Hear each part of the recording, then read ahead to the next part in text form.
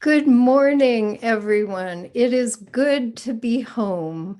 The third round of birds have settled into the nest outside our window, and just beyond where you can't see, but I can see, a skunk family is happily living in some boulders right in my view.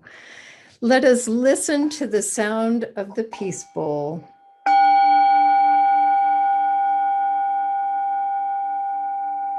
Today, with ringing our peace bowl, we affirm our collective hope for peace.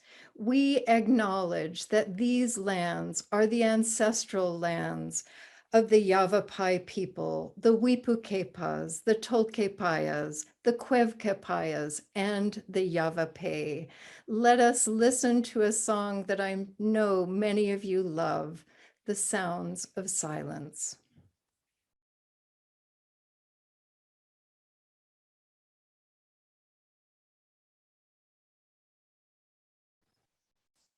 Well, good morning and welcome to Granite Peak Unitarian Universalist Congregation in Prescott, Arizona, and a special welcome back to Reverend Patty. I'm Leslie Grady, your worship associate today. We extend a warm welcome to all. We're glad you're able to join us and hope you're in good health. We want to stay connected, so please join us for the breakout rooms after the service. If you are joining us for the first time, please check out our website for more information about us at prescottuu.org. This is the mission statement of our congregation. We are a compassionate spiritual community that celebrates diversity, nurtures the personal and spiritual growth of all ages, shares our gifts, promotes justice for all, and serves the world in which we live in. Although we are physically apart, we are still in community, and we continue with some of our meetings and activities via the internet. So please continue to check the weekly peak, our website, the order of service, and Reverend Patty's videos for announcements. This week's Zoom meetings are Together Wednesday Forum, Wednesday afternoon storytelling, and Friday lunch with the minister, which begins August 13th. The Children's Faith Development Program is taking a break for August, but they will be back in September with wonderful programs. On Wednesday, August 18th, our music director, Mary Lou Prince, will give a benefit concert for Granite Peak UU at Watson Lake. The concert will feature music for cello and piano and another set for cello and Japanese koto, one of the instruments used in traditional Japanese music. There will be a premiere performance of a piece that Mary Lou just finished composing called Pilgrimage.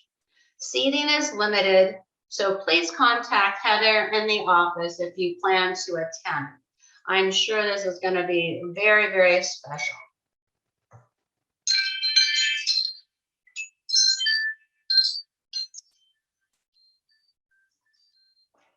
We begin our service in the Unitarian Universalist tradition of lighting the chalice. Today's reading is called Silence by Ferris St. Anne. Silence is not an inaction. It gives us an opportunity to reflect and respond effectively. In our ever busy world of cell phones, social media, and endless chatter, it is critical for our creativity to find an oasis of calm for contemplation and the exploration of ideas. If we don't allow ourselves space to just be contemplative and make decisions with clarity and consideration, we will just continue the madness of regurgitating the same old stories and ideas. We need room for silent reflection and space for innovation. If we don't allow ourselves such places of quiet, We won't allow our muse room to share something new with us. True silence opens doors. It takes some effort to step back, but it can't be forced. Let's see it as a form of self-rejuvenation.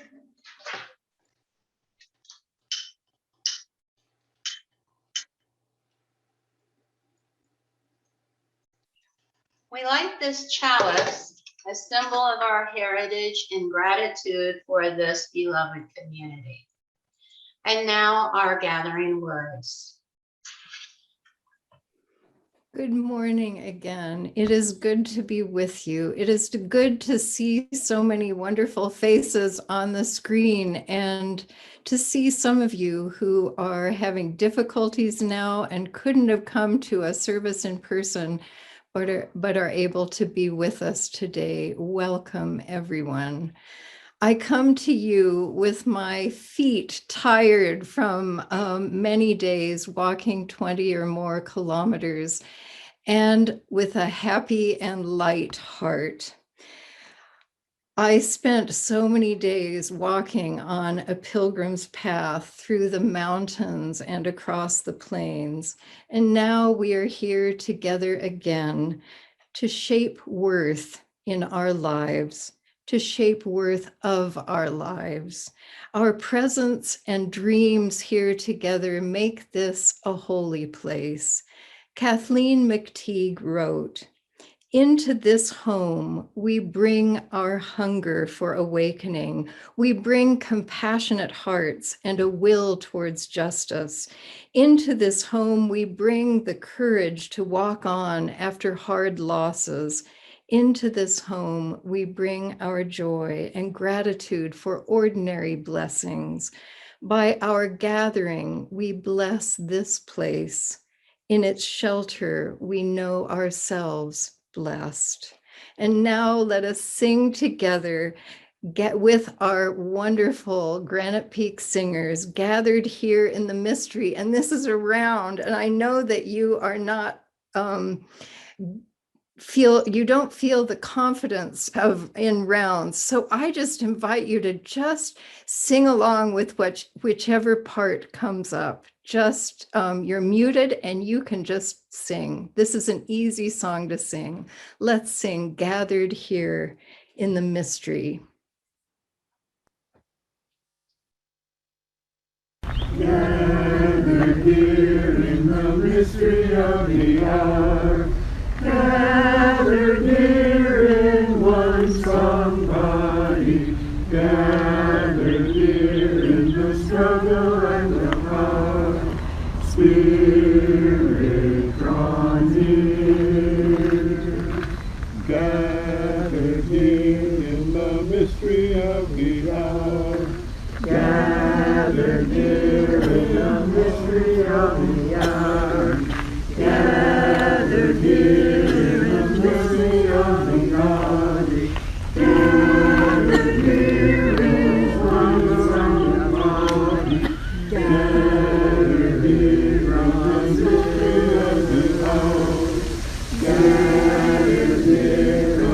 mystery of the hour, gathered here in the mystery of the hour, gathered here in the mystery of the body, gathered here in the one Son body, gathered from the struggle and the power, Spirit drawn near.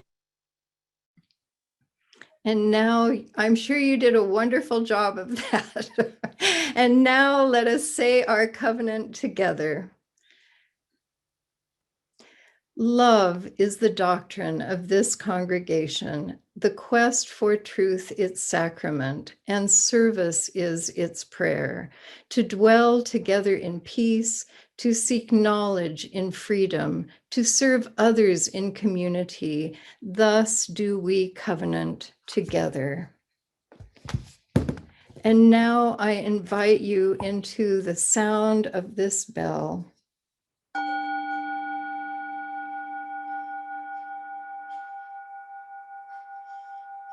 This is the time when We gather our hearts and our spirits and consider all of the joys and sorrows that we have in our community that we bring to this place. Let us breathe in and breathe out and feel our feet on this ground, on this earth that has supported us through all of our years, that supported me through weeks of walking, that supports us in all that we do. Let us consider this earth and the many layers down to its fiery core. And then let us think of what is above us, those layers of heaven, those beautiful layers of clouds that we have in Prescott that are sometimes animals and sometimes incredible square cloud that was put, the photo I saw this week from Prescott of a square cloud. All of those clouds and the gratitude that we have that those clouds have brought us rain. And each of us in this community have our own joys and sorrows, some of which are hidden from everyone. And I invite you to bring those to this place and feel the shared community, that we are sharing these burdens together. We especially at this time hold Richard Moore, who has not been able to join us for a year and a half, and he is lonesome for us and has gone through a huge life change of moving to assisted living. He is in the Willow Wind Assisted Living in Prescott Valley, and he loves phone calls and visits. He said to me in German, he said, the Sensenmann, the sickle man has not come, that he has been tricking death. So he brings his humor to this time. Let us hold the many in our community who are living with challenges. Let us hold Eunice Lovejoy, Janer Eldridge, Karen Anderson, who will soon beginning her reconstructive surgery, Peter Eldridge, Bob and Marilyn Coulter, Jack Stanton, Karen and Merle Hagberg, Pocahontas and Jean Gertler, who have moved away but not out of our hearts. Let us hold all those who are grieving the death of loved ones, of partners, of siblings, of parents, and all human and furry friends. Let us hold their lives and in the love of this community. We will now begin a time of a little longer silence. This service today is about silence, so let us consider having 2 minutes of silence, at the beginning of which I invite you to say the names of any who are on your hearts and minds. And after those 2 minutes, I will offer a meditation and prayer.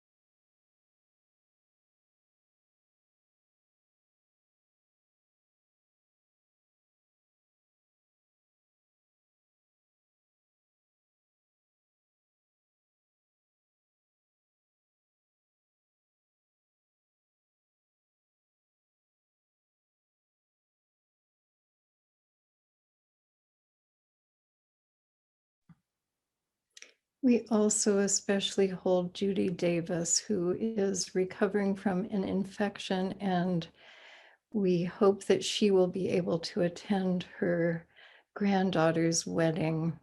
We also hold Leatrice Phillips, who lost her sister. And now I invite you again into the sound of the bell and a meditation.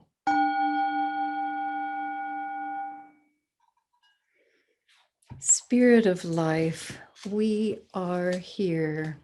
We are here once again sharing this miraculous space that brings all of our lives together in this time when it has been dangerous to meet. We give thanks for that technology and all that has supported our community during this time. We ask for blessings on all those who are suffering.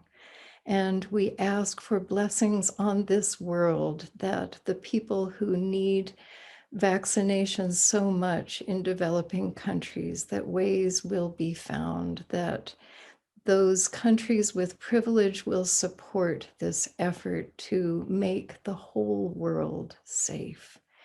We give thanks for being together, and we ask that during this week, during times that are difficult, that we will each feel this wonderful sense of community.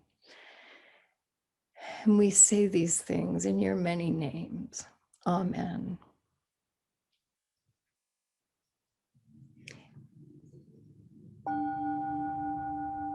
And now let us join Lena and Russ in singing Walking, Walking with You.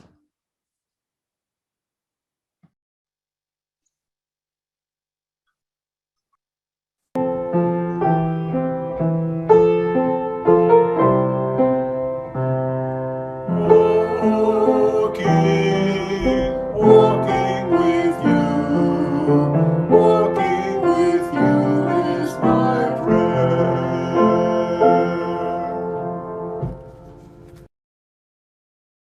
This is the time in our service when we normally gather the offering. Let us embrace the feeling of connection and community that we have when we gather each week. Let us remember that this congregation and its programs are supported by your generosity. We also give back to the greater community through our Seeds of Support program. During the month of August, our recipient is Empty Bowls. Please read about them in your order of service in the newsletter. To give during this distance time, please go to prescottuu.org. On the bottom left-hand side, click the word donate to contribute. The link is also available in the chat on this video. What is given in love is received in gratitude. Blessed be. Please enjoy this musical interlude.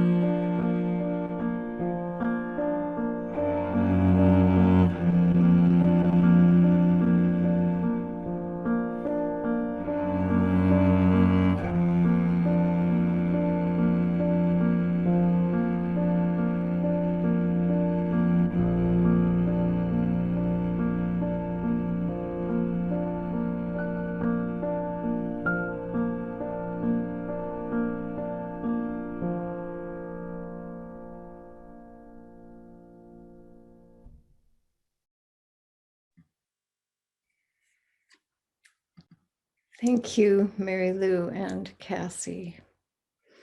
Antonio Machado, a Spanish poet born in 1875, lived through cataclysmic change in his personal life and in the world. He had to escape Spain during the Spanish Civil War, and he died soon after that in France, unable to live in the circumstances and with his great loss. I have been in love with his poetry since a Spanish literature class in my junior year of university. In Gerardo Diego's words, Antonio Machado spoke in verse and lived in poetry. Let us listen to On the Rim of Vast Silence.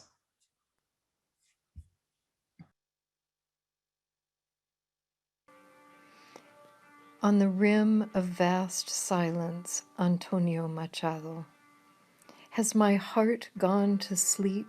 Have the beehives of my dreams stopped working?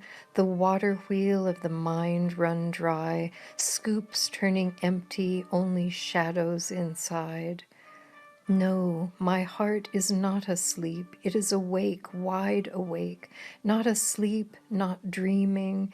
Its eyes are opened wide, watching distant signals, listening on the rim of the vast silence. Good morning. I keep saying this, but it is wonderful to be here with all of you today again, sitting together, listening on the rim of that vast silence. The past month, I spent long days in the kind of silence that I envisioned when I had the idea for this sermon, the silence of nature, of the wind in the trees and the sound of birds, of the kind of silence in that photograph you saw as you listened to Antonio Machado's painting, the silence as I looked out on Flaming Gorge in Utah. Some days during the month of July, I rarely spoke to anyone. I only walked on tree-sheltered paths, rocky paths up and down mountains, through the fog with the sound of cowbells that seemed to be so close. I wondered if I reached through the fog, if I would feel a cow. Often, the only words I said in a day were buen camino, and we looked into each other's eyes, we fellow pilgrims who passed one another. Have a good journey, we said to each other. Be well. I was a slow walker. I was deathly afraid of blisters after the photographs I had seen and stories I had read of toes that had to be removed. So I covered my feet each morning reverently in a salve called hiking goo, and I walked slowly, very slowly at first, wiggling my toes and making sure there was no rubbing that might cause one of those deathly blisters. I even soaked my feet at night in Epsom salts. And during one of my daily walks, I met a fellow pilgrim from France who walked more quickly than I did. That afternoon, I was enjoying our conversation on the state of France so much that I forgot about all of my fears and walked faster, and there were still no blisters. So on the next day, I was walking more quickly, unafraid that after 24 kilometers, I would be injured or unable to proceed. In fact, I was feeling quite proud of myself and the new pace of walking, still slower than most of the walkers, but not the slowest. I made up for my slower pace by having shorter breaks. That meant that often I would pass the same pilgrims sitting at cafes, and then that they would pass me. Buen camino. One day, after a long stretch on a lonely path through forest land, I came to a cafe on the edge of a village filled with pilgrims taking a rest, bursting with them. And suddenly I felt shy, and I stopped for a moment to greet a woman I had met from Lyon, and then I headed off. Thoughts chattered through my mind as my feet were walking the strangely smooth road heading down and down into a valley. I was thinking about all kinds of things. One of them, how quickly I had come to walk, and even the possibility of future pilgrimages of the Appalachian Trail. After I don't know how long, I had that odd sensation that I was not on the right path. I had either taken a wrong turn or I hadn't seen where I should have turned. And looking back, I saw how long and steep the road back would be.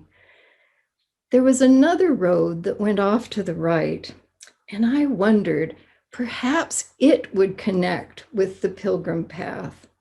But I never did get very good at the GPS stuff, so I knew after just a few seconds that it was clear that I would have to return.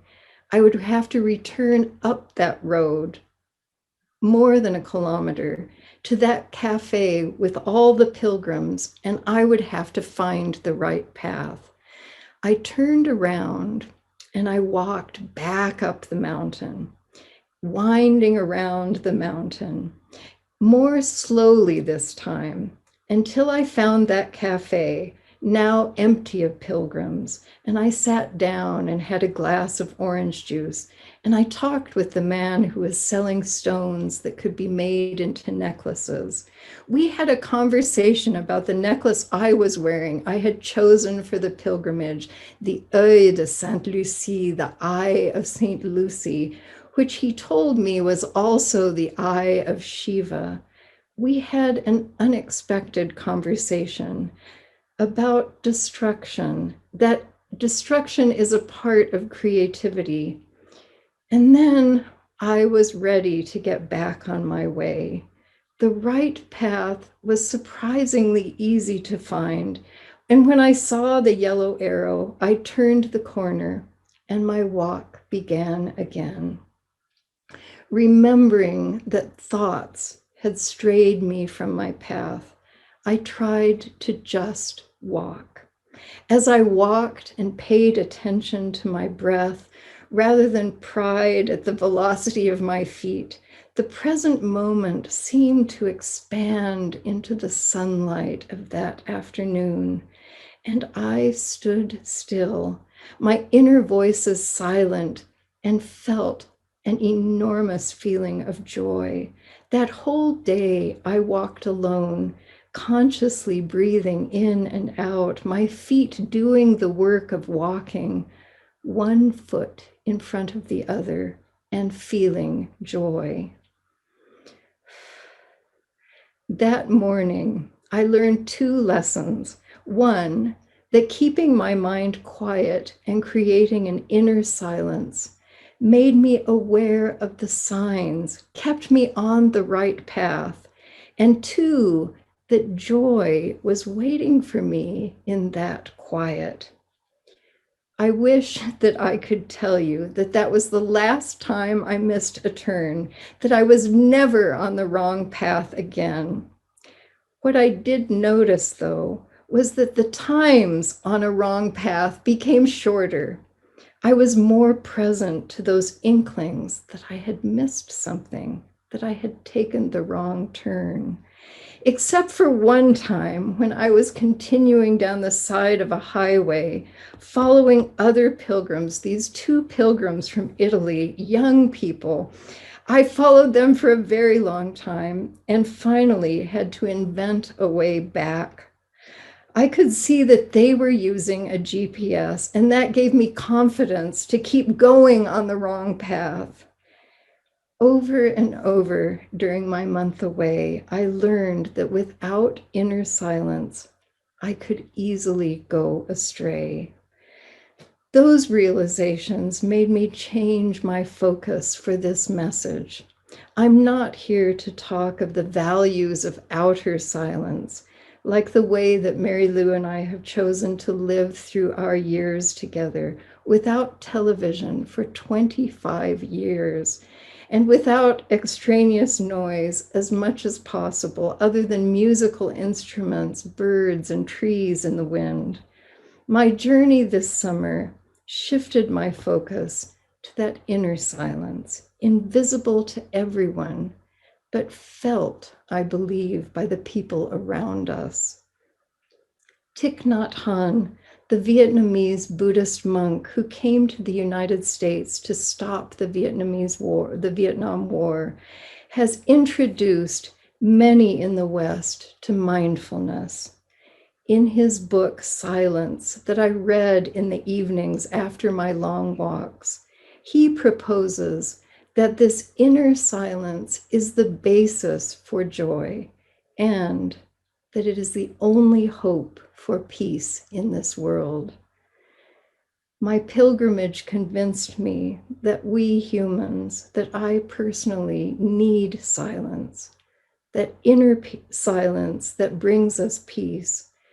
When we are having a difficult diagnosis, when a doctor is telling us something that we would not like to hear, when we're waiting for that anesthetic to kick in before surgery, or when we discover that our dear neighbor voted differently than we thought, or when our spouse leaves us, or when the news makes us feel that the world that we know and love has been destroyed. Whatever else is destroyed, we can keep our wholeness if we have that inner silence. That inner silence gives us a sense of peace when the sky feels like it is falling. The place of silence within us also is where we can access our inner wisdom. During this month of walking, my Uncle James Frank was dying. Some days as I walked, just walking, instead of letting all those extraneous thoughts enter, I thought of him, held him as we do in our embracing meditation. I held him surrounded by his family. I lit candles for him in churches by the roadsides and sent photographs of the candles to my aunt and sent her pilgrim's blessings that we received in the evenings. Walking, only walking, took away my unnecessary worries and concerns and made room for what was essential. Thich Nhat Hanh says something quite bold in his book on silence. He says that 90% of our thoughts are not worth our time, and he urges us to cultivate silence within. Our inner silence can give those important thoughts and urgings more room and a way to be recognized as important to us. We would have more room for new thoughts and imaginings if we could get rid of that 90%. We would make room about thoughts about how to make this world a better place for all, about how to value the people around us while we have them. The first step to achieving this is what I did on that road after I discovered I was on the wrong road. I stopped and breathed and found the wisdom to turn around and begin again. Awareness of our breath that is causing oxygen to flow through our bodies and then releasing can help us to stop the chatter and replace it with silence full of love and peace. This exercise can give your fine mind a chance to breathe, a chance to rest. Mary Lou and I have had various shared goals through the years, and we have been able to do almost all of them. And now we have honed these goals down to one. experiencing more and more of the deep peace that is only found within.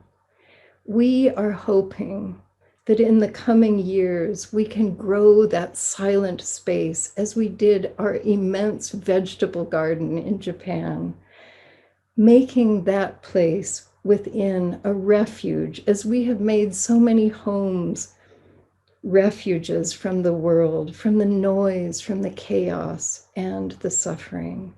We cannot change the outer world unless we have control over the peace within us. Thich Nhat Hanh believes, and I share his belief, that our inner silence and peace does bring peace to the world.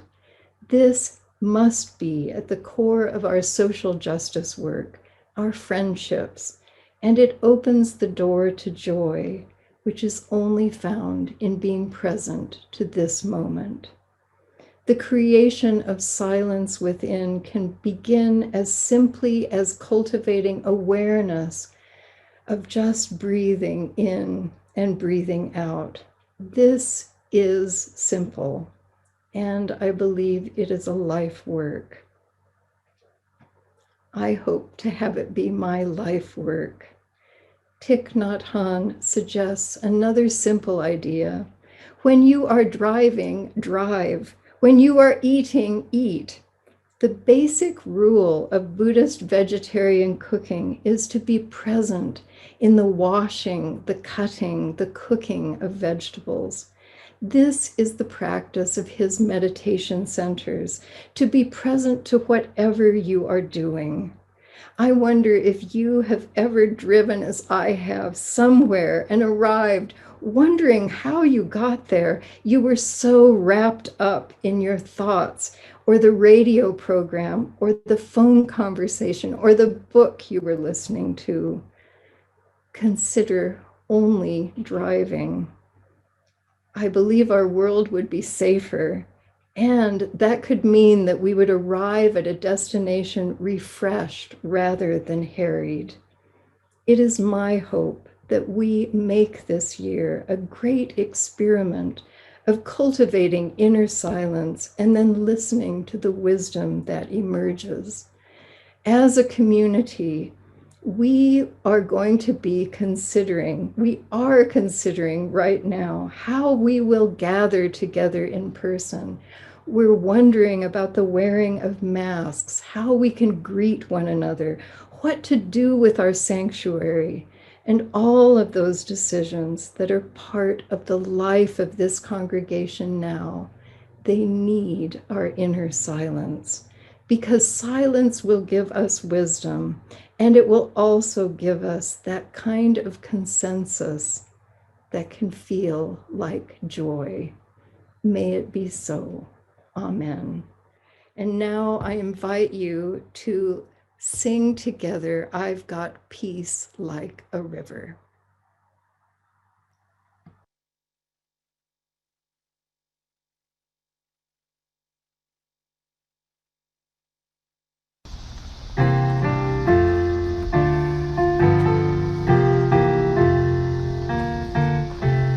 I've got peace like a river.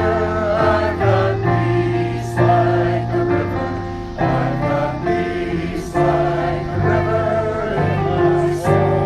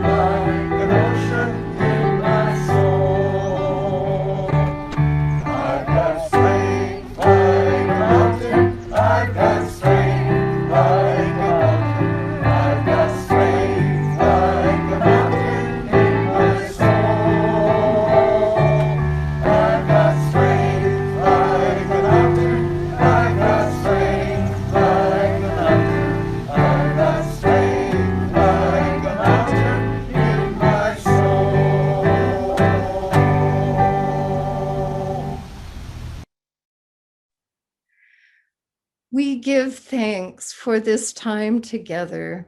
May we cultivate the inner silence that is at the heart of peace on this earth, and peace within and peace among us.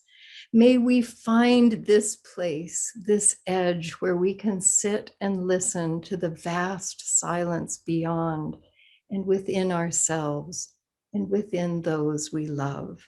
May we find the silence that heals our hearts. May it be so. And now we have a chance for shared silence as we listen to music, music that you will hear if you come to that concert at Watson Lake. Let us listen to the silence of the place where the forest meets the sea.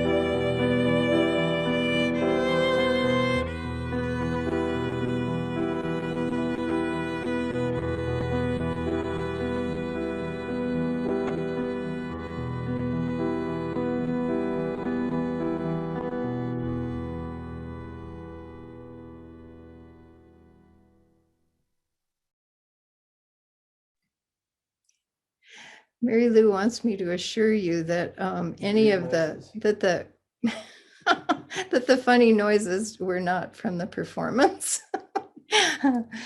So we are going to extinguish our chalice, and those of you who would like to stay on and talk with me, just stay in the main room. And I don't feel badly at all if you go to your breakout rooms, because I know you love them.